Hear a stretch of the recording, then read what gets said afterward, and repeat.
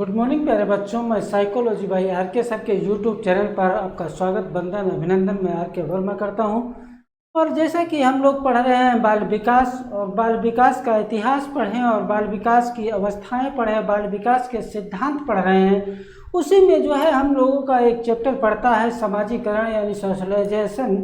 और इसको हम लोग जो है आज पढ़ेंगे समाजीकरण। बालक का समाजीकरण कैसे होता है, किस प्रकार से होता है, कैसे जो है बालक धीरे धीरे सामाजिक एक प्राणी बनता है। क्योंकि जन्म के समय बालक एक निर्जीव वस्तु के समान होता है, कोरा कागज के समान होता है। जैसा उसे समाज मिलता है वैसा वही उसमें सामाजिकता का विकास होता है। तो आज के क्रम में हम लोग पढ़ेंगे समाजीकरण। समाजीकरण की कौन कौन सी परिभाषाएं हैं, कौन कौन सी विशेषताएं हैं, किस प्रकार से बालक में जो है समाजीकरण होता है, शैशवावस्था में कैसे होता है, बाल्यावस्था में कैसे होता है और किशोर अवस्था में कैसे होता है। सबसे पहली पॉइंट यही है कि समाजीकरण ही देखिए क्या है। तो समाजीकरण है समाज का अनुकरण। समाज का अनुकरण उसे हम क्या कहते हैं, सामाजीकरण कहते हैं। हम ये कह सकते हैं कि ऐसा समय जहां पे बालक भाषा नियम मूल्य विश्वास, ऐसा समय जहाँ पर बालक भाषा, नियम, मूल्य, विश्वास, संस्कृति आदि जो है सीखता है और आदि सीख करके उसी के अनुसार अपने आप को अनुकरण करता है, अनुकूलित करता है, और उसे जो है समाजीकरण कहते हैं। इतनी बात आप बेहतर समझ पाए होंगे। अगर जो आप समझ पे आए हों हैं मेरी बात को, तो जो है आप क्वेश्चन का मेरे आंसर बताइए। क्वेश्चन है बालक के समाजीकरण की प्रथम पाठशाला, समाजीकरण की प्रथम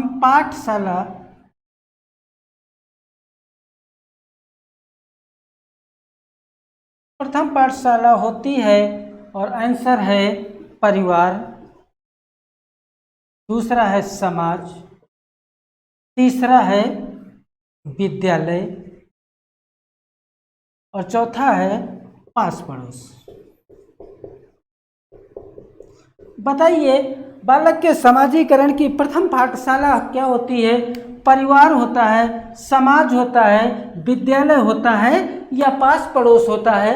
तो देखिए बालक के जो समाजीकरण की प्रथम पाठशाला होता है वो परिवार होता है, और परिवार में सबसे पहले माता फिर पिता, पहले माता फिर पिता और फिर परिवार के अन्य सदस्य।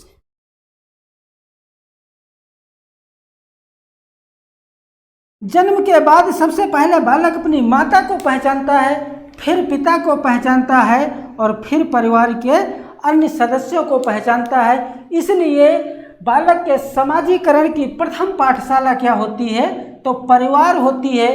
अब देखो, अगर जो परिवार ऑप्शन ना हो, माँ हो, तब भी आपका यही ऑप्शन सही होगा, और अगर जो माँ ना हो, पिता हो, तब भी यही ऑप्शन सही होगा, और अगर जो पिता भी ना हो तो परिवार के अन्य सदस्य हों, तब भी ये आपका ऑप्शन सही होगा। देखो आगे देखिए, दूसरा क्वेश्चन बताइए। दूसरे क्वेश्चन का मेरा आंसर बताइए। दूसरा क्वेश्चन है शैशवावस्था में बालक के समाजीकरण का साधन क्या है? साधन है, देखो, पहला ऑप्शन है अनुकरण द्वारा, दूसरा है सहयोग द्वारा, तीसरा है दोनों, और चौथा है कोई नहीं। अब बताइए, बालक के सामाजिकरण का साधन है अनुकरण के द्वारा बालक सामाजिक प्राणी बनता है, या सहयोग के द्वारा बालक सामाजिक प्राणी बनता है, या दोनों के द्वारा बनता है, या उपरोक्त में से कोई नहीं बनता है। तो देखो, बालक के सामाजिकरण का जो साधन होता है वो अनुकरण के द्वारा भी बालक सीखता है, देख करके सीखता है, जैसा आप कर रहे होंगे उसी प्रकार से वो करता है, और सहयोग के द्वारा भी वो बालक सीखता है, क्योंकि जैसा आप उसे बताओगे सही गलत, जैसा उसके कार्यों में आप सहयोग करोगे वैसा ही वो सीखेगा। इसलिए आपका ऑप्शन सी सही है, यानी उपरोक्त दोनों सही हैं। अगर जो आपसे पूछ लिया जाए कि सामाजिकरण का आप अर्थ बताएं, सामाजिकरण का आप अर्थ बताएं, तो आप क्या बताएंगे? देखो, एक लाइन में आप अर्थ बताइए। देखिए, सामाजिकरण का आप अर्थ देखो, लिखते जाओ। सामाजिकरण एक ऐसी प्रक्रिया है, सामाजिकरण एक ऐसी प्रक्रिया है जिसके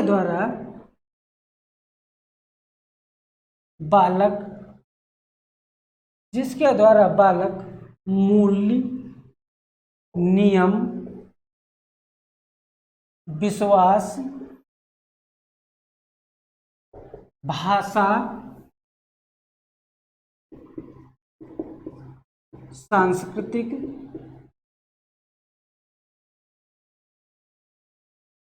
आदि सीखता है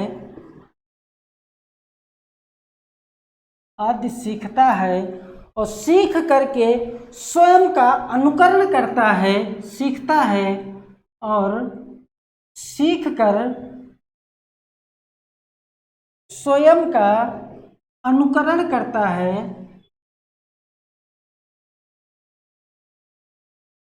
और बालक धीरे धीरे सामाजिक प्राणी बनता है। इतनी बात आप समझ में आई होगी।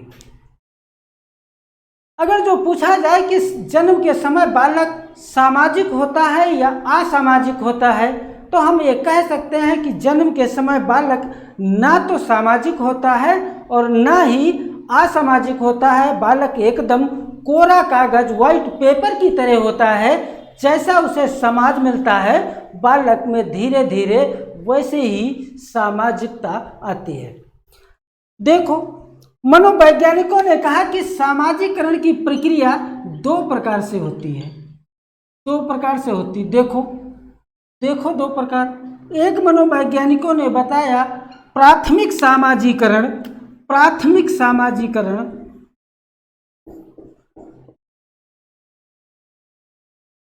और दूसरा द्वितीयक या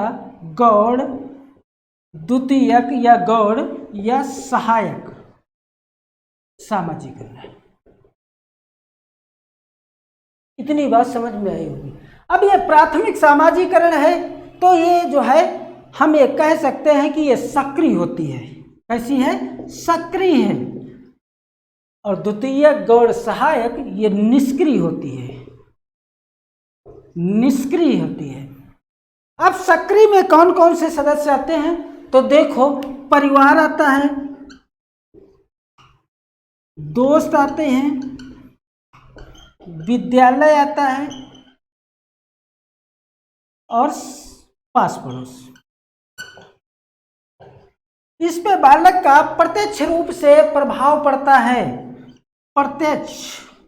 बालक का प्रत्यक्ष रूप से प्रभाव पड़ता है, परिवार का भी पड़ता है, दोस्तों का भी पड़ता है, विद्यालय का भी पड़ता है और पास पड़ोस जैसा वातावरण होगा उसका भी बालक पर प्रभाव जो पड़ता है वो प्रत्यक्ष रूप से पड़ता है। जबकि द्वितीयक या गौड़ या सहायक में देखो पुलिस स्टेशन,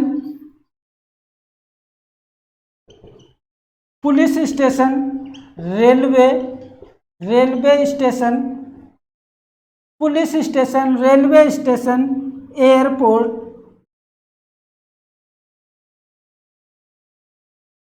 आदि, इसका बालक पर अप्रत्यक्ष रूप से प्रभाव पड़ता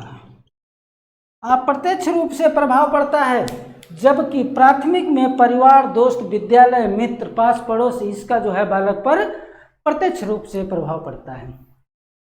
एक बार क्वेश्चन आया आपके जो है सीटेट के एग्जाम में और पूछा गया कि समाजीकरण का अर्थ होता है, तो आप बताइए समाजीकरण का अर्थ होता है, लिखता हूं, देखिए।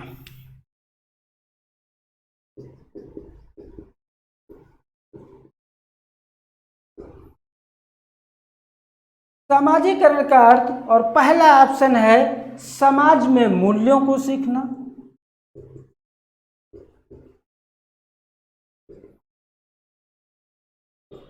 मूल्यों को सीखना। दूसरा ऑप्शन है समाज के साथ समायोजित करना।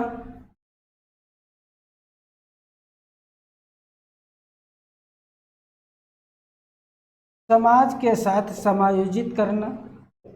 तीसरा ऑप्शन है दोनों, और चौथा ऑप्शन है कोई नहीं। बताइए, समाजीकरण का अर्थ है बालक जो है कहाँ से सामाजिक प्राणी बनता है, तो समाज में वो मूल्यों को सीखता है, या समाज के साथ समायोजित करता है, या दोनों होगा, या दोनों में से कोई नहीं होगा। तो देखो, बालक जो होता है वो समाज के द्वारा समाज में मूल्यों को सीखता है, समाज से सीखता है, और समाज के साथ जो है धीरे धीरे अपने आप को अनुकूलित कर लेता है, समायोजित कर लेता है। इसलिए ऑप्शन आपका सी एकदम राइट होगा। देखो, रब कर देते हैं। मनोवैज्ञानिकों ने कहा कि अलग अलग अवस्थाओं में अलग अलग बालक का सामाजिकरण होता है। शैशवावस्था में अलग प्रकार से होता है, बाल्यावस्था में अलग प्रकार से होता है, और किशोरावस्था में बालक में सामाजिकरण अलग प्रकार से होता है। देखो,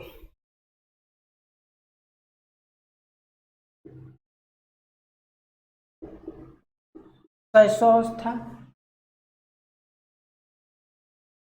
बाल्यावस्था और किशोरावस्था। शैशवावस्था की उम्र मैंने कितनी बताई है, तो 0 से 5 या 6 वर्ष। बाल्यावस्था की कितनी उम्र बताई है, तो 6 से 12 वर्ष, और किशोरावस्था की 12 से 18 वर्ष। इतनी बात आप लोग समझ आ गए होंगे। देखो देखो, एक एक अवस्था की हम विशेषताएं पढ़ेंगे, हमारे साथ लगे रहिए। देखिए क्या क्या विशेषताएं हैं, देखिए देखिए देखिए। हम ये कह सकते हैं कि 30 शैशवावस्था की विशेषता में देखिए, तीसरे माह का जो बालक होता है उसमें सामाजिकरण की प्रक्रिया प्रारंभ होती है। तीसरे माह के बालक में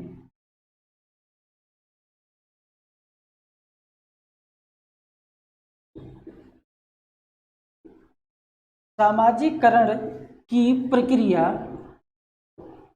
प्रारंभ होती है।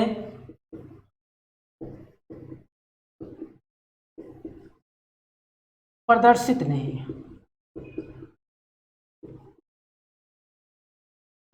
नहीं होती है। अब प्रश्न बनता है कि तीसरे माह में बालक में सामाजिकरण की प्रक्रिया प्रारंभ होती है, तो प्रथम और दूसरे माह में, तो प्रथम माह में रोना, प्रथम माह में रोना,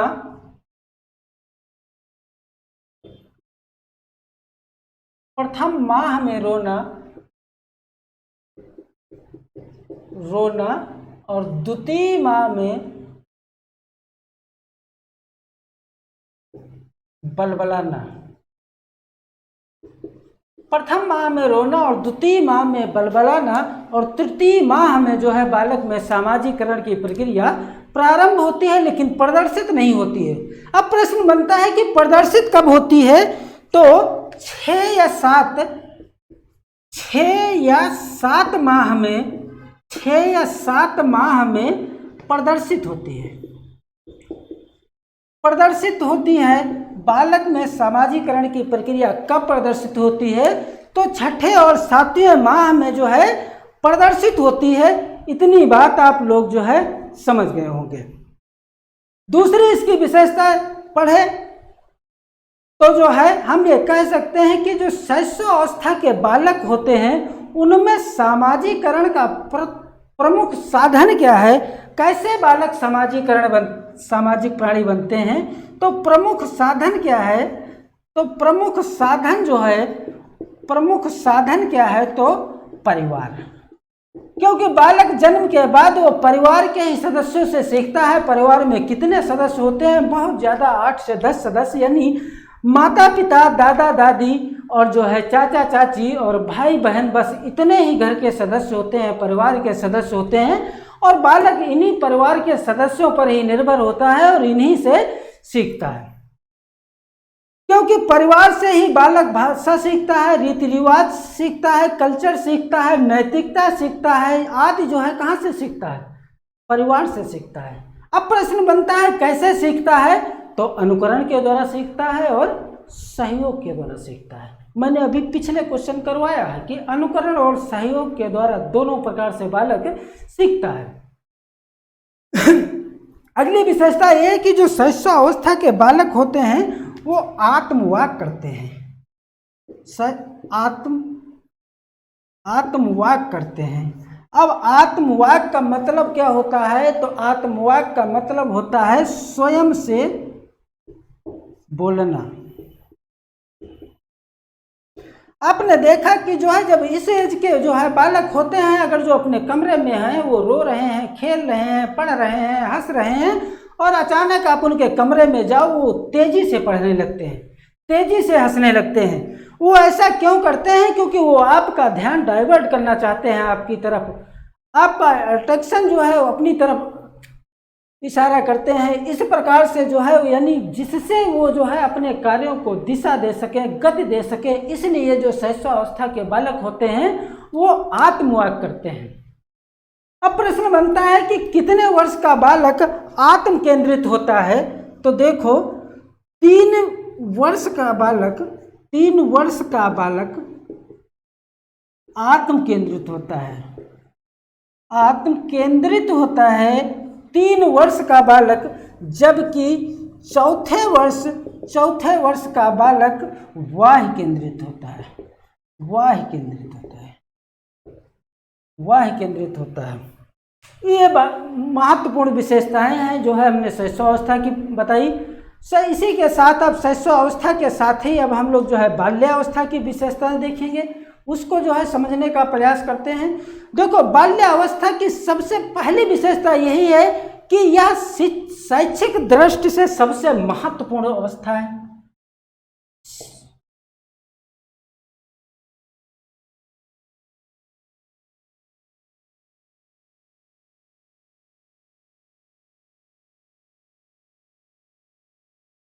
शैक्षिक दृष्टि से महत्वपूर्ण अवस्था।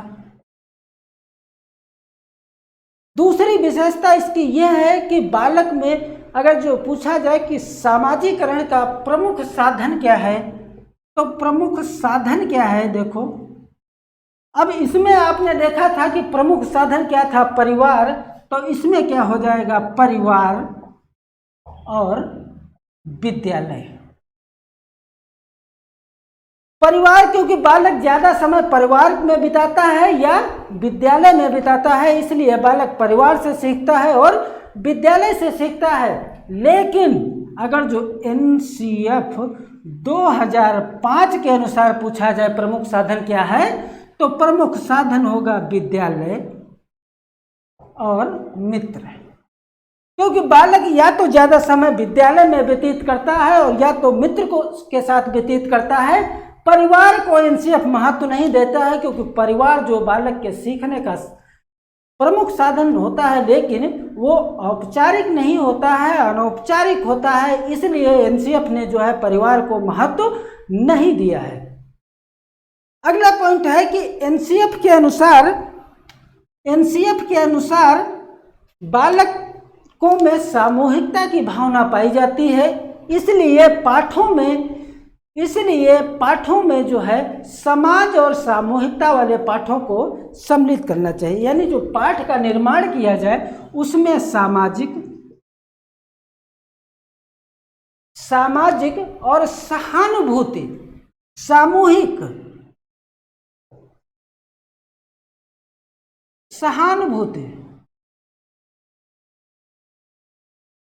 आदि पाठों को सम्मिलित किया जाए, इससे बालक में सामाजिकता आती है। अगला पॉइंट है कि जो बाल्यावस्था के बालक होते हैं इनमें जो है आत्म केंद्रित की भावना जो है वो समाप्त होती है, आत्म केंद्रित की भावना समाप्त हो जाती है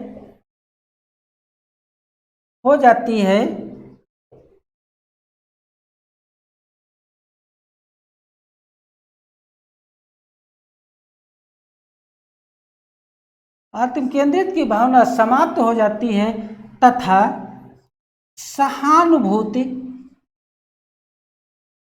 की भावना का विकास होने लगता है। बालक जो है वो समाज से प्रशंसा और अनुमोदन की प्रवृत्ति चाहता है। बालक समाज से प्रशंसा और अनुमोदन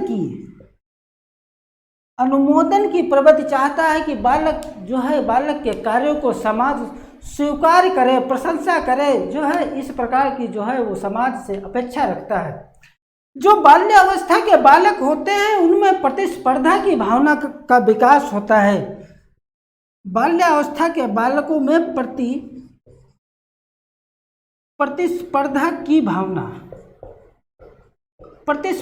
भावना का विकास होता है। प्रतिस्पर्धा भावना का मतलब होता है कंपटीशन की भावना। अगर जो उनका सहपाठी एक दिन जो है 10 तक टेबल सुनाता है तो वो अगले दिन जो है 12 तक 15 तक टेबल सुनाने की जो है चेष्टा करते हैं, याद करते हैं, रटते हैं, यानी उनमें कंपटीशन की भावना बहुत ज़्यादा जागृत होती है। धीरे धीरे बाल्यावस्था में जो है बालकों में नेतृत्व की भावना का भी विकास होने लगता है। नेतृत्व की भावना का भी विकास होने लगता है। हमने बाल्यावस्था की विशेषताएं जो है बता दिया। पहले मैंने बताया कि जो है शैशवावस्था की विशेषताएं, फिर बाल्यावस्था की विशेषताएं और अब किशोरावस्था की विशेषताएं।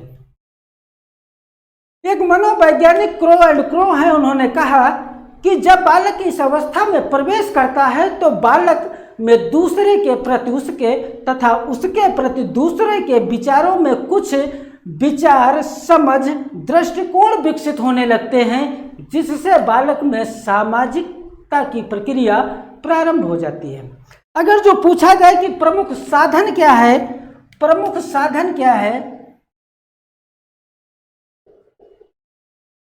तो यहाँ आपने पढ़ा प्रमुख साधन परिवार, और यहाँ पढ़ा परिवार और विद्यालय, और यहाँ प्रमुख साधन क्या हो जाएगा, तो यहाँ हो जाएगा परिवार, विद्यालय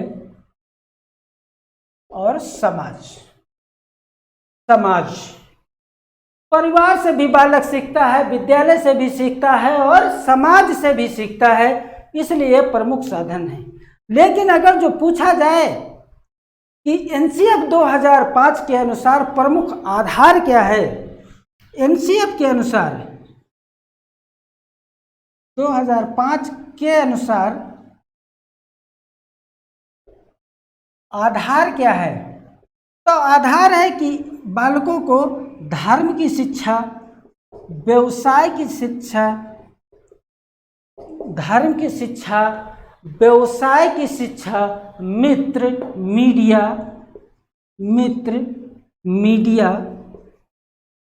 आदि की शिक्षा दिया जाना चाहिए। मनोवैज्ञानिकों ने माना है कि जो किशोरावस्था के बालक होते हैं वो दिवा स्वप्न में खोए रहते हैं। दिवा स्वप्न, अब बालक, आप लोगों को, कुछ लोगों को पता ही नहीं होता है दिवा स्वप्न का मतलब होता है काल्पनिक दुनिया में, यानी बालक जो किशोरावस्था के बालक होते हैं वो सपने बहुत बड़े बड़े देखते हैं लेकिन करना कुछ नहीं चाहते। वो सोचते मैं IAS होता, PCS होता, CM होता, PM होता, ऐसे जो है सपने देखते हैं लेकिन करना कुछ नहीं चाहते। वो सपने तो बहुत बड़े बड़े देखते हैं लेकिन हकीकत में उन्हें कुछ नहीं प्राप्त होता है या तो ना के बराबर प्राप्त होता है। इसलिए बालक जो किशोरावस्था का बालक होता है वो दिवा स्वप्न में खोया रहता है। किशोरावस्था के बालकों में नए मित्र बनाना, समाज के साथ समायोजन करना, सहयोग, संस्कृति पर आप धीरे धीरे करके जो है विश्वास भी करने लगता है। किशोरावस्था के बालकों में व्यवसाय की चिंता के कारण सीखने की गति में इनके कमी आने लगती है। इसलिए इस अवस्था में बालक में धीरे धीरे पठार बनने लगता है।